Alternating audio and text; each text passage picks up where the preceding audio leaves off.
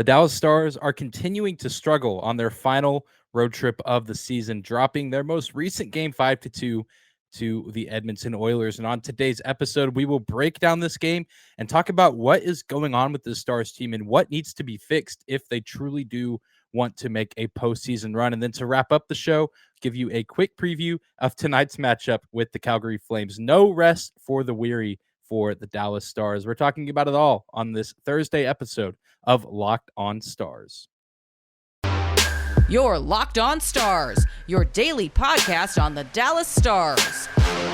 Part of the Locked On Podcast Network, your team every day.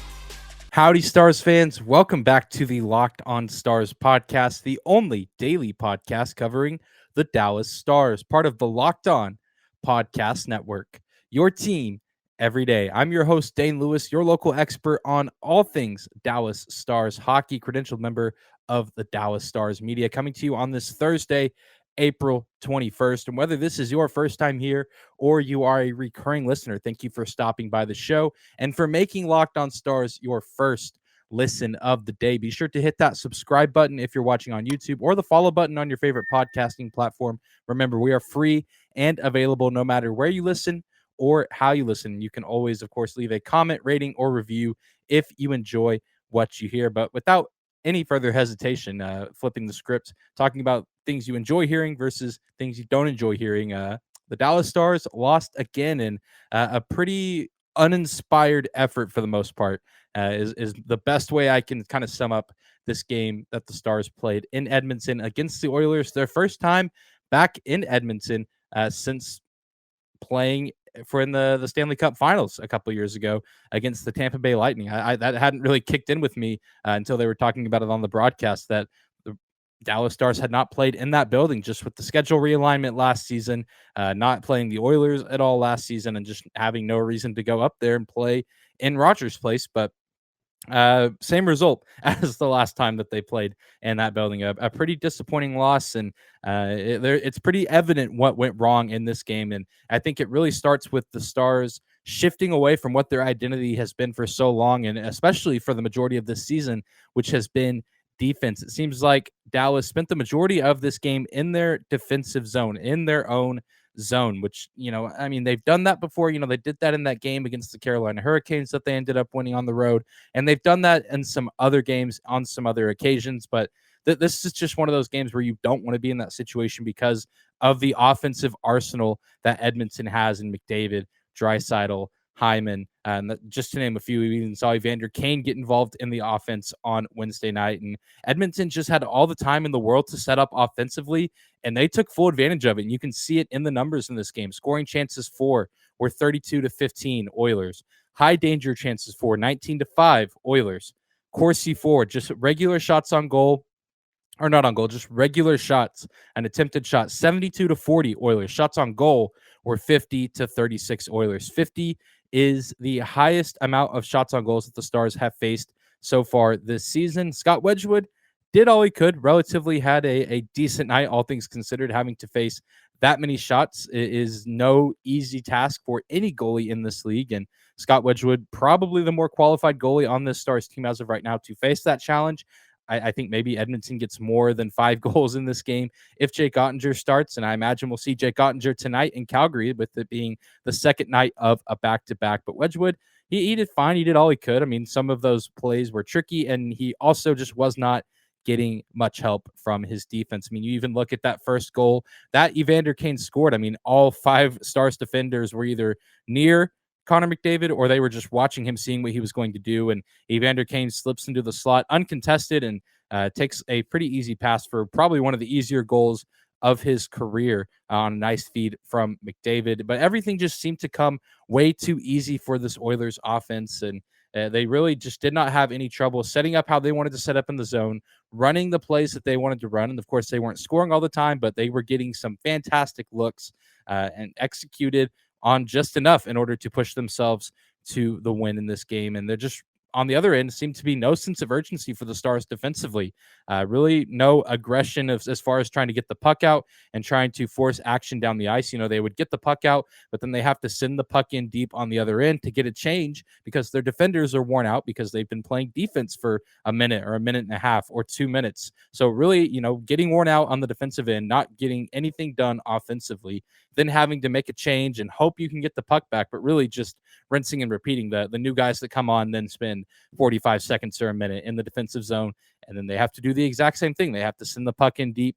No time to establish any sort of offensive rhythm, all because of a lack of aggression and sense of urgency on the defensive side of the ice. And even just in their ability to stop goals, Dallas has been struggling as of late. They are ninth in the NHL in goals allowed in the last month, just surrendering way too many opportunities. One, giving up a lot of chances, but also just allowing a lot of goals to the opposition, making things seem way too easy. And you can't do that against these offensive juggernauts like Edmonton, or even tonight against Calgary. This is a Calgary team that is built similarly with talent, but not even probably. I think they are better than Edmonton, and their place in the standings would prove that. And they're going to be just as dangerous in their own building tonight. And this is just a bad and dangerous sign for the Stars if they truly do want to make the playoffs and attempt to try to make some sort of noise once they make the playoffs. And again, that's a big if. I mean, who can they survive a best of 7 series with a performance like this? I mean, they can't. It's a rhetorical question because it's a question that answers itself. I mean, this is a team that is structured in defense and defensive efficiency. They ride strong goaltending and good defensive performances to try to lift themselves to wins. And sometimes it works. And sometimes you get some really good offensive outbursts from the top line, or even guys, secondary scoring options, whether it's Benn, whether it's Seguin, or, Jacob Peterson's had some nice games, but I just can't envision a game like this. If you play a game like this in the playoffs, you're burying yourselves alive. You're digging your own grave, essentially, if you're the Stars. I mean, if you have to be able to play that strong, tough defensive brand of hockey, if you're the Dallas Stars, to have any chance to win. I mean, right now, they would be matching up with the Colorado Avalanche, who are, again, probably a much better offensive threat than this Edmonton team. And that's saying quite a bit because this Edmonton team is great offensively, but to try to contain that Colorado team and try to win a best of 7 series is going to be near impossible with a performance like this. So hopefully, at least on the defensive side of things, this is a final time of the regular season one-off bad performance, especially with Esa Lindell back. I really thought we would be seeing a pretty good defensive performance from this team. Just not the case. I don't know if chemistry was thrown off just with Esa missing on and off and things like that. I don't know how much that plays a factor into all of this, but it needs to be cleaned up, and it needs to start tonight in Calgary if the Stars, 1, want to make the playoffs, and 2, want to have any sort of heartbeat against, likely it seems, a matchup with the Avs, which is going to be difficult. And even if somehow they can steal that first wildcard spot, they're going to have to do the same thing against a Calgary Flames team that can also score goals in bunches. And we're going to talk about that offensive team in Calgary later on in the show in our third segment. But right now, we're going to take a quick break and say thank you to some of our sponsors. But after that, we will come back and we will continue to talk about last night's game and talk about the offensive side of things and what the Stars need to do to correct themselves on that side of the ice.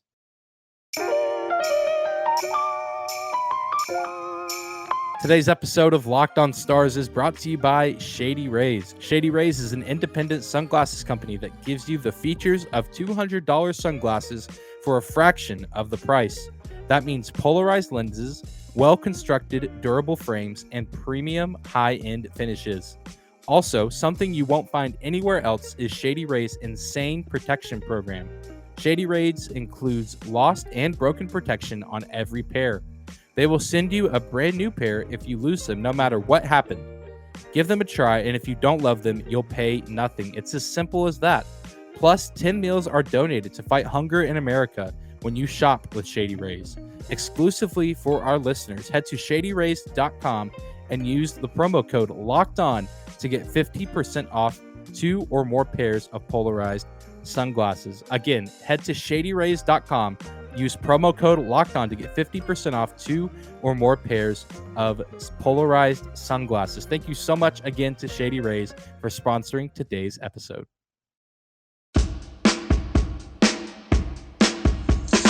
We're moving right along on this Thursday episode of Locked On Stars. This is your host, Dane Lewis. Be sure to give me a follow on Twitter at Dane_Lewis, or our show on Twitter as well at Locked On Stars. Thank you again for stopping by today's show and making us your first listen of the day. But let's keep moving on, talking about what went wrong for the Stars last night. We talked in the last segment about the defense and the lack of effort, lack of urgency on that side of things, letting the other team set up and not really, forcing the issue on getting the puck out of the defensive zone.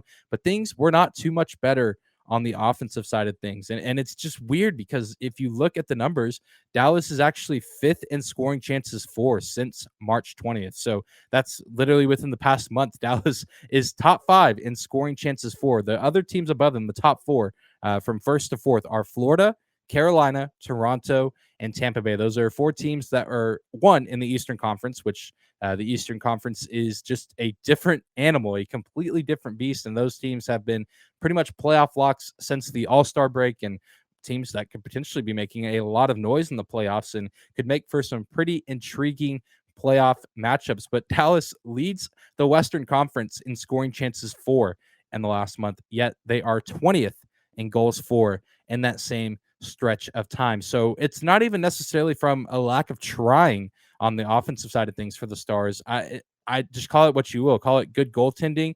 Call it bad shot selection. I mean, you can have a scoring chance for, but maybe the shot you take wasn't necessarily the highest quality, or maybe the puck wasn't shot well. I think the Stars have struggled with elevating the puck on several occasions so far this season. Or even just, or the opposite, whenever they need to go low, they try to elevate and it gets, deflected off a stick or deflected off the glove or deflected off the crossbar. Dallas is just an enigma this season on offense because they generate a lot of chances, but they very seldom execute on several of those chances, which is incredibly frustrating just because we know the potential that this team has. We've seen them have some really nice offensive outbursts, even as far back to what was that, like 10 days ago in Chicago, where they put up 6-7 goals against the Blackhawks.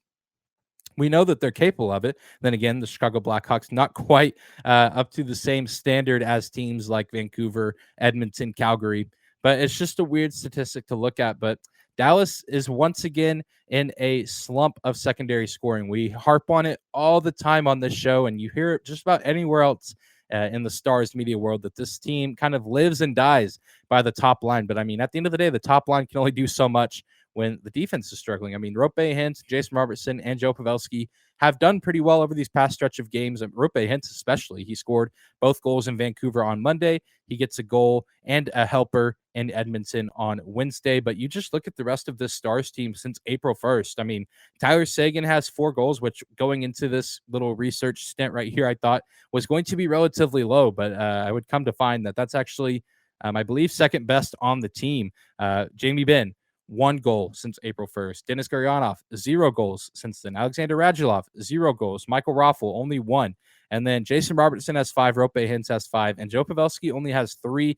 But Joe Pavelski has been getting pretty involved with the assist. I believe he has 6 since April 1st. So he's still finding ways to be involved on the offense and still generating a good amount of scoring chances with Roope and Jason Robertson. So it's hard to blame them. I mean, because they're doing pretty much all they can. And even in this Wednesday night matchup, there was like one opportunity where Roope Hintz found himself in front of the net with a pretty easy look at the net to score a goal, but just couldn't quite get a handle on the puck with his stick, just given kind of the bang bang nature of the play. And it's like, I mean, it's hard to blame him. I mean, he was in the right spot.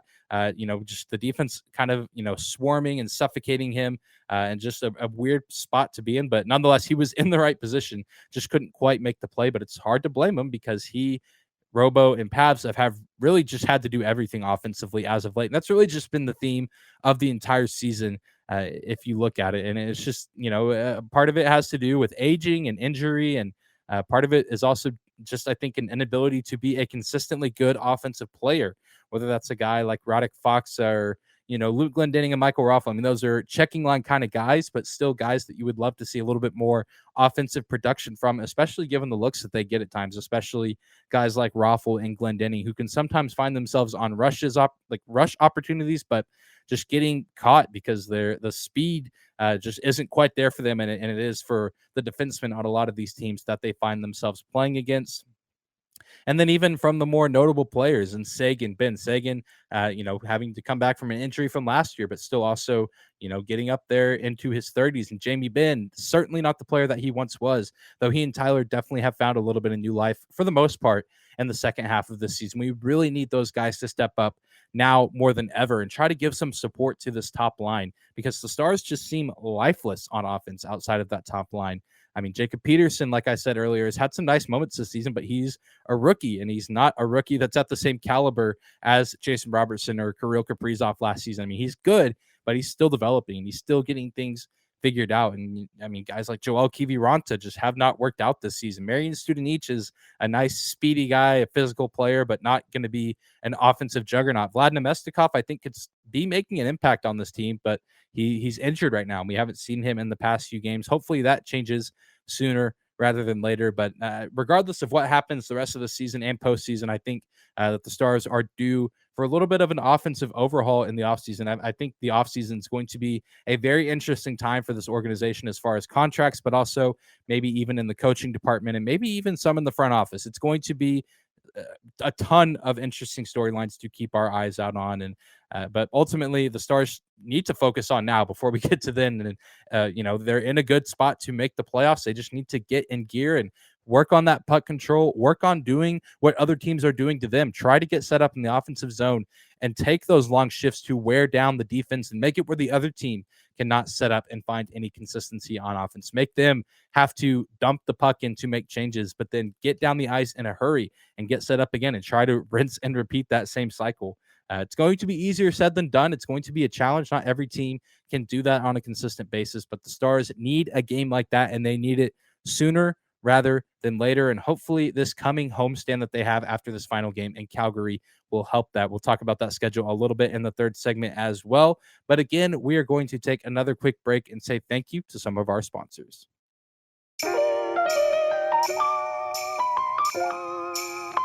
Today's episode is brought to you by BetOnline.net. BetOnline.net is your number one source for all your betting stats and sports info. Find all the latest sports developments, league reviews, and news, including this year's basketball playoffs and the start of Major League Baseball season. BetOnline is your continued source for all your sports wagering information, from live betting to playoffs, esports, and more. Head to the website today or use your mobile device to learn more about the trends and action. BetOnline.net, where the game starts.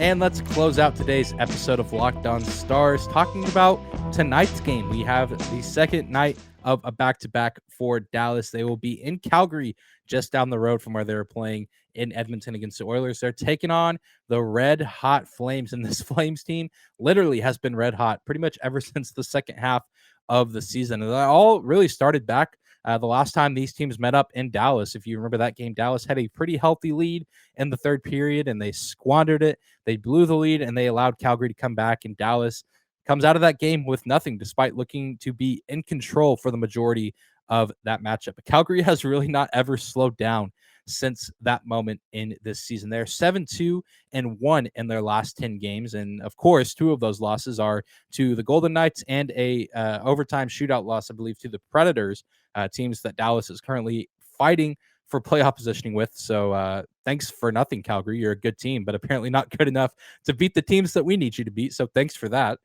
Really do appreciate it. But this team is stacked top to bottom. I mean, people talk about Stanley Cup favorites. It's the Colorado Avalanche, the Florida Panthers, and I think Calgary has a legitimate case to be in that conversation, especially in the top 3 of teams that could win it all this season. They are 4th in the NHL in goals for, 2nd in goals against. They're 3rd in scoring chances for, 4th in scoring chances against. This team can get it done on both sides of the ice at an extremely high level. One, they generate a lot of chances offensively, and they execute on a lot of those chances offensively, unlike the Stars, where the Stars can generate those opportunities but not quite execute. But then on the other end, they don't allow too much time for other teams to get play set up or, generate offense. And then even if they do, they don't allow very many goals. There is one area that both these teams are actually relatively close in, and that is high danger chances for. Dallas is 8th in the league, and Calgary right behind them in 9th place. But you got to take that into account, that this team, similar to Edmonton, has a lot of offensive firepower. I mean, maybe the names aren't quite as big as McDavid and Draisaitl, but these guys can hang with them and go toe-to-toe with guys like them on any given night. It all starts with Johnny Gaudreau, a guy who's having a Hart caliber season, a guy that very deservingly so has kind of been in that conversation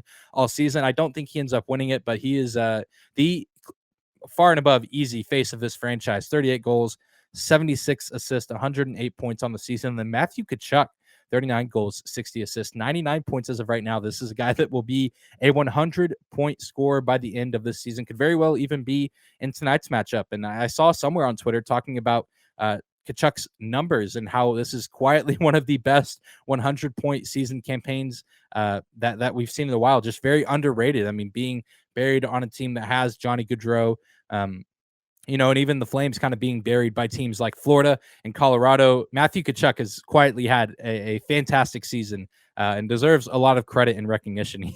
It has been a lights-out player for them, but it doesn't just stop there. You have Elias Lindholm, Andrew Mangiapane, Tyler Toffoli, who the Calgary Flames got early in the stages. I think it was one of the first trades made of the season whenever they traded with the Montreal Canadiens. But they also have Blake Coleman. They have Rasmus Anderson. They have Jacob Markstrom, who did not play for them last game. They had Dan Vlader play against the Nashville Predators, so that's probably why they lost that game. Looking back, they were playing their backup goalie, who is not very good statistically, versus Jacob Markstrom, who I would argue is up there with guys like Andrei Vasilevsky and Igor Shesterkin right now.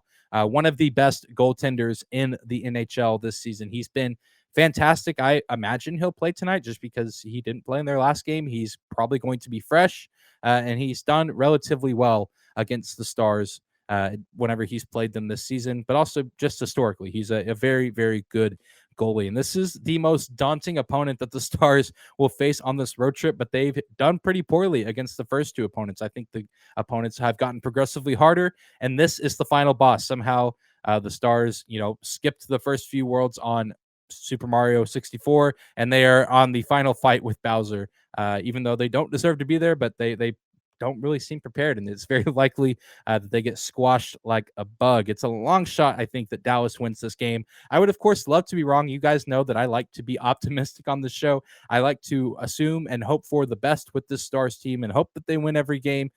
But just being realistic, I think that they're just mentally and physically beaten down from this road trip. They need to at least try to keep this game competitive. And if they can somehow even get 1 point out of this game, I think that's a win. It's kind of a sad win, but I mean, it's a win nonetheless. I mean, it's going to be a tough look for the Stars team to come away with 0 points on this 3-game road trip. So they need to try to get at least one. If they can somehow steal 2, that's fantastic, because they will then be going back home for the final 4 games of the season, where they have some pretty favorable matchups. Only one playoff caliber team coming to the AAC, and that is, of course, the Vegas Golden Knights. But 1 game before then, they will have the Seattle Kraken, and then Vegas will be night 1 of a back-to-back. After that, they have the Arizona Coyotes. And then to close out the season, they have the Anaheim Ducks. So these are 3 teams that are not playoff teams. And then Vegas, who I said is playoff caliber, but not even a playoff team, and a team that they've competed well against in their previous 2 meetings. They lost both those games. But you could make very fair and valid arguments that they should have and very well could have won those games. And so that's going to be one heck of a game, going to be incredibly intense and competitive. I'm excited for it, but also just excited for the Stars to have 4 games to close out this season, and 3 of those games against inferior competition, which historically this season the Stars have done relatively well in those situations. So we're going to have to hope for the best, but it all starts tonight in Calgary. We need to see the guys at least fight and try to make this game close and see if they can come away with at least 1 point, if not 2 points. That would be the best case scenario, obviously, but it's going to be easier said than done. But that's going to do it for today's episode of Locked On Stars. Thank you again for tuning in and making us your first listen of the day. Be sure to subscribe to our show on YouTube or follow us on your favorite podcasting platform. It's free. And of course, we are available and free no matter where you listen or how you listen. Be sure to comment, rate, or review if you like what you hear. You follow me on Twitter at Dane_Lewis. You can also follow our show on Twitter at Locked On Stars. Be sure to tune into tomorrow's episode as we will be reacting to and recapping the Stars-Flames matchup. But we'll see you there, Stars fans. Have a great Thursday.